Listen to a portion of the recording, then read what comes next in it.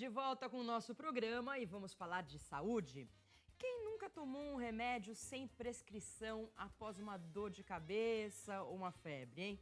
Ou pediu opinião a um amigo sobre qual medicamento ingerir em determinadas ocasiões? A automedicação, muitas vezes vista como uma solução para o alívio imediato de alguns sintomas, pode trazer, sim, consequências mais graves do que a gente imagina. A medicação por conta própria é um dos exemplos de uso indevido de remédios, considerado um problema de saúde pública no Brasil e no mundo todo. Segundo dados do Sistema Nacional de Informações Tóxico-Farmacológicas, o uso indiscriminado de medicamentos já foram responsáveis por 28% de todas as notificações de intoxicação em um mesmo ano. O uso de remédios de maneira incorreta ou irracional pode trazer ainda consequências como reações alérgicas, dependência e até a morte, é verdade. E nós vamos conferir agora uma situação que exemplifica tudo isso, para melhor ilustrar a nossa conversa.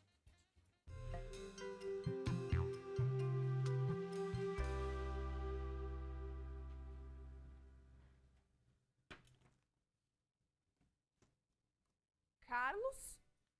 É você? Oi, amor. Tá fazendo? Tô aqui na cozinha. Tô fazendo uma receita que eu vi no Tudo Posso. Você vai adorar.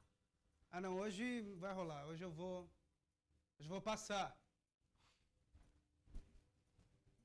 Que isso?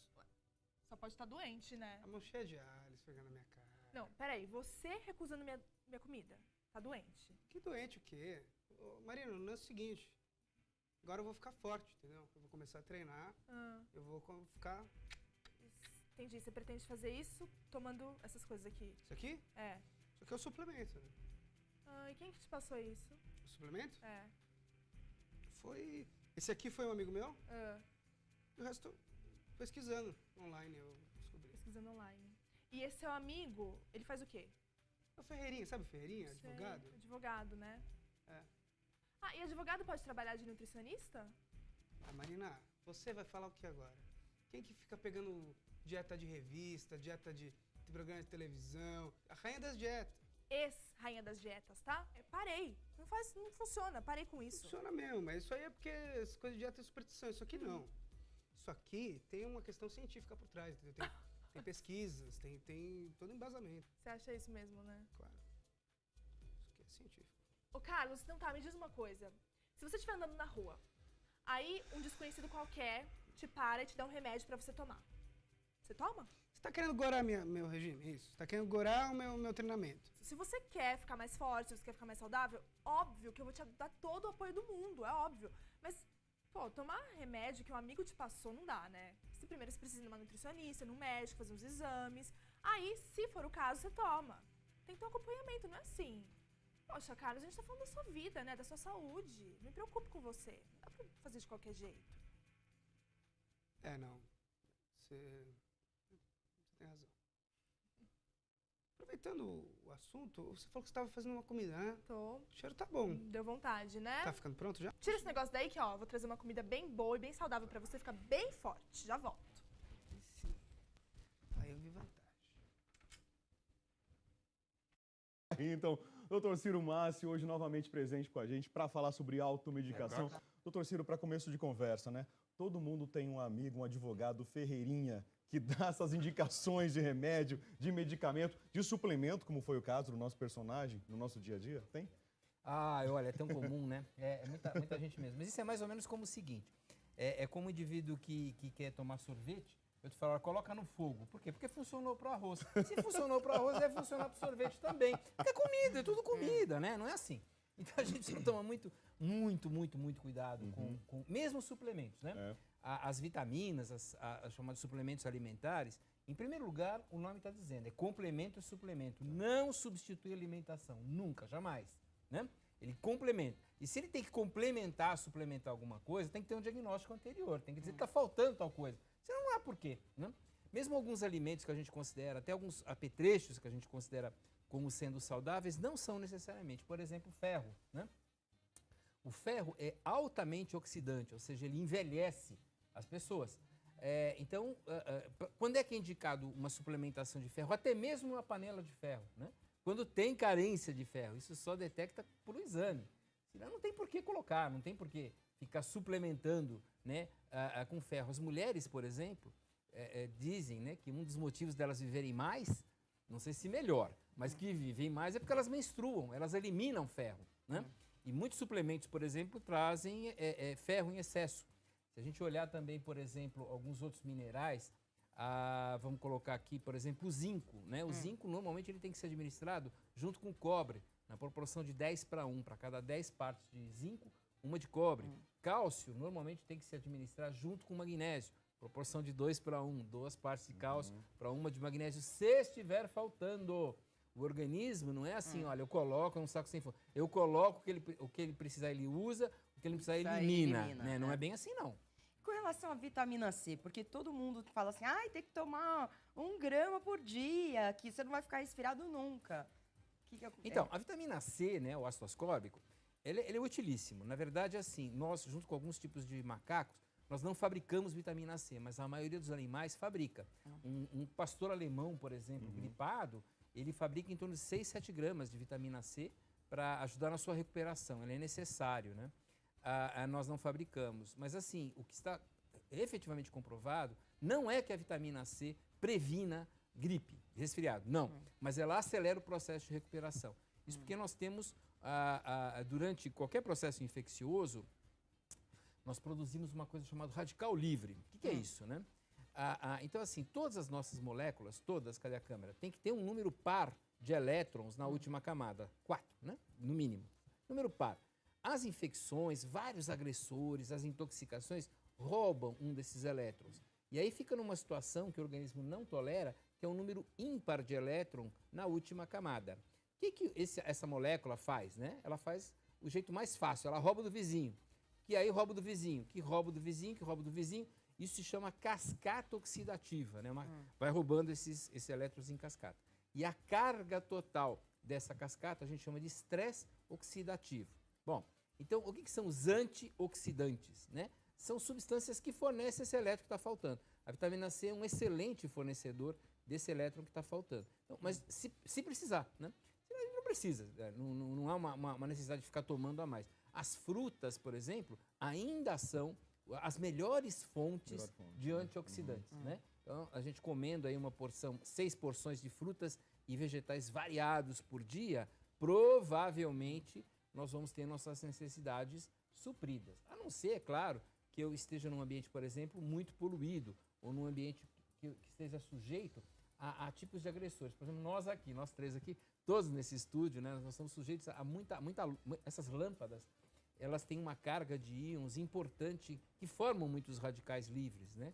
Então, pelo amor de Deus, doutor. Nada tá bom, Fala isso, que notícia péssima. Então, além de um protetor solar que os apresentadores deveriam estar usando, então, nesse caso específico, né, um suquinho de laranja depois vai muito bem, né? Produção, suco de laranja Suco de laranja.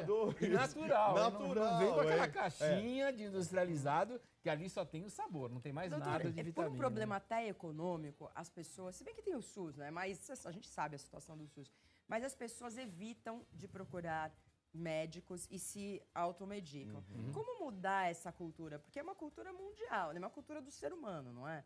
Ou não? Não. Tem países que é absolutamente proibido, não é não? Não. Nos Estados Unidos é só prescrição. Só prescrição, né? imagina, nem por som. Mas as pessoas se automedicam com aquelas vitaminas, zinco, cálcio, vitamina D, não faz? Pois é. O ideal sempre é suplementar, se for necessário. Então, em primeiro lugar, ter uma alimentação saudável, né? A alimentação saudável, o que ela é basicamente? Nós temos aí, se a gente colocar um prato, imagina um prato de comida, eu divido em 4 partes, em 4 quartos, né?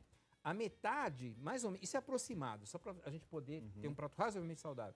A metade desse prato, ela deveria ser constituída de vegetais, os tipos mais variados possíveis, inclusive frutas, né? Eventualmente. Depois, mais ou menos 1/4 de uma proteína. Nós não precisamos de tanta proteína, nós estamos mal acostumados, né? Qual a necessidade de proteína, mais ou menos, que a gente tem por dia? Mais ou menos o equivalente a uma palma da minha mão, né? É isso aqui que eu preciso. Dia? Só, nós precisamos de pouco. A gente come muita proteína. Né? Quer dizer, Depois dá um monte de ácido úrico tem gente elevado. que e ninguém enche sabe o por prato quê. de carne, seria isso, Não é né, doutor? necessidade. Não é necessidade, Não, né? não há necessidade. Tá. Né? E aí, o terceiro quarto, né? O último quarto, seria de grãos. Por exemplo, arroz e feijão. De preferência, o arroz integral. Tem um trabalho no Oriente, né? Na Ásia, maravilhoso, que só fez o seguinte: substituiu o arroz branco, que eles consomem muito, por arroz integral.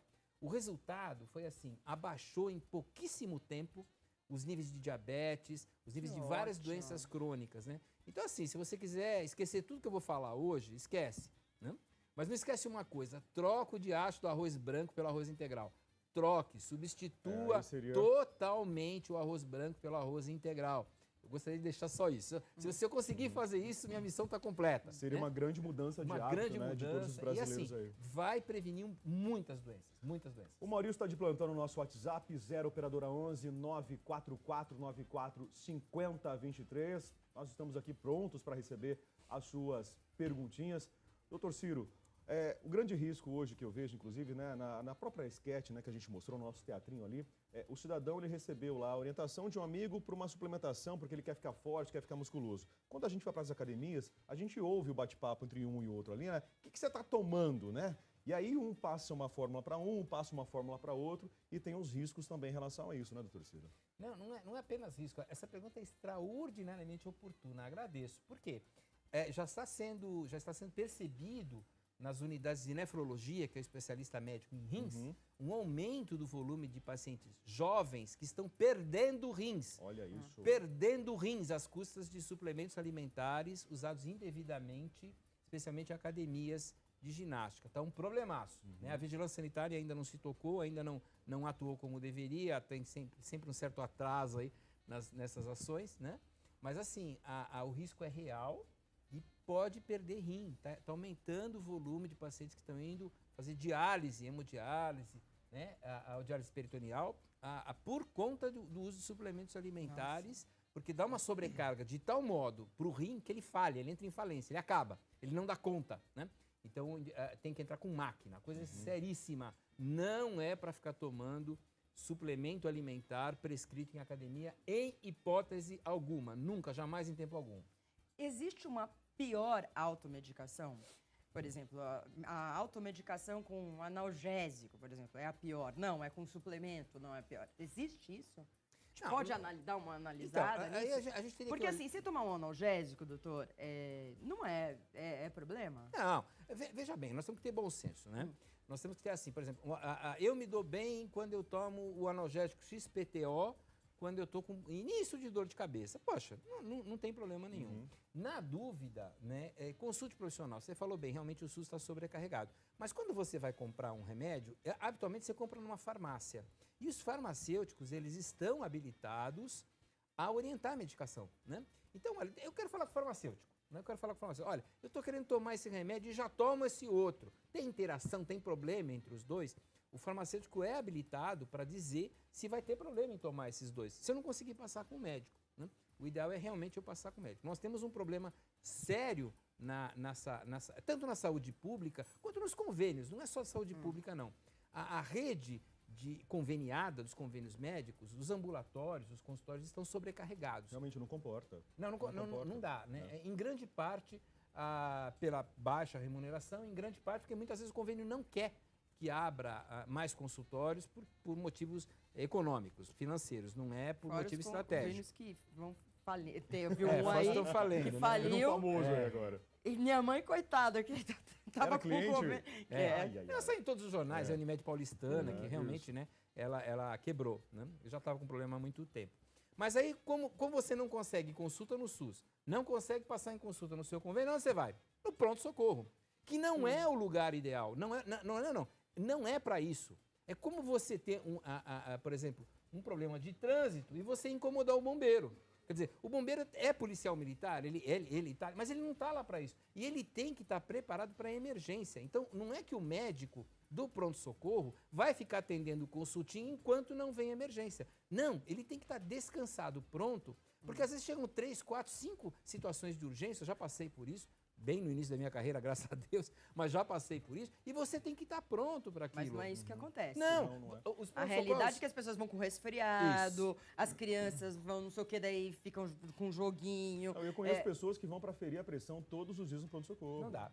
Né? É. Então, eu sei de casos, por exemplo, que um colega relatou, de um paciente que teve agravado o seu prognóstico, quer dizer, piorou, porque ele atendeu 8 pacientes que eram de rotina antes de chegar na emergência. Né? Então, quando o paciente entrou na sala dele, que era uma urgência real, com risco de vida concreto, ele tinha perdido um tempo imenso atendendo consultinha, e não é para isso. É até por isso que muitos pronto-socorros hoje têm aquela escala de cor, né? Justamente para atender. Mas todo mundo emergência, fala, né? eu tô com 10. Mas aí é exatamente isso que acontece, né? Não é verdade? É verdade. Porque você sabe que você falar que tá com 10, você vai mais rápido. Doutor, Não é, fala um pouquinho. Tô errada? Não, infelizmente é verdade, né? Quer dizer, nós temos uma distorção, e assim, eu gostaria também de pedir isso, que o senhor, a senhora que está em casa entendesse que o médico de pronto-socorro está para atender risco de vida iminente, ele não está lá para realizar consultinha.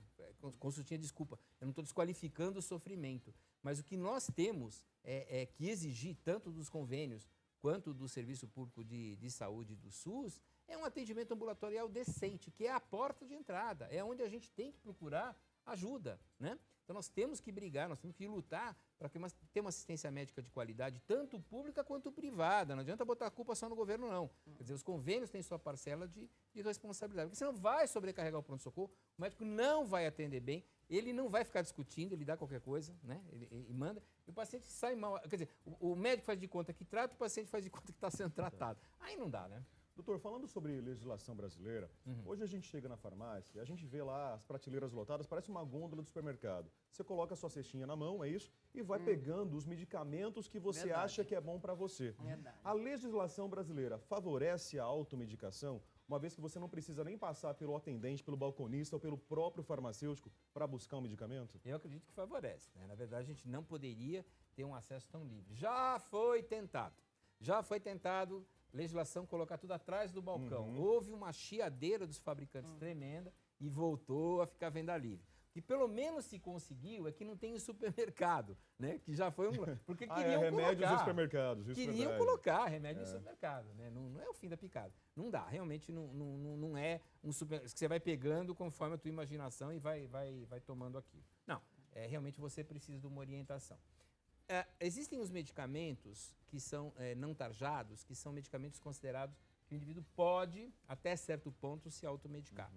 Mas, mesmo esses remédios, eles têm que ser tomados com cuidado, né? Então, na dúvida, peça para falar com o farmacêutico dentro da farmácia. Mesmo para aquele analgésico simples, para uma dor nas costas, não é o balconista. Olha, gente, o balconista, na maioria das vezes, ele não é farmacêutico. O farmacêutico é formado, ele fez um curso superior chamado de farmácia. Não pergunta para o balconista. A pergunta que você tem que fazer para o balconista não é: eu posso tomar esse remédio? A pergunta é: cadê o farmacêutico? Eu quero falar com ele. Essa é a pergunta, chave. E conversar com o farmacêutico. Agora sim, olha, eu posso tomar esse remédio? Aí conversar com o farmacêutico, no balcão mesmo, para ver se pode.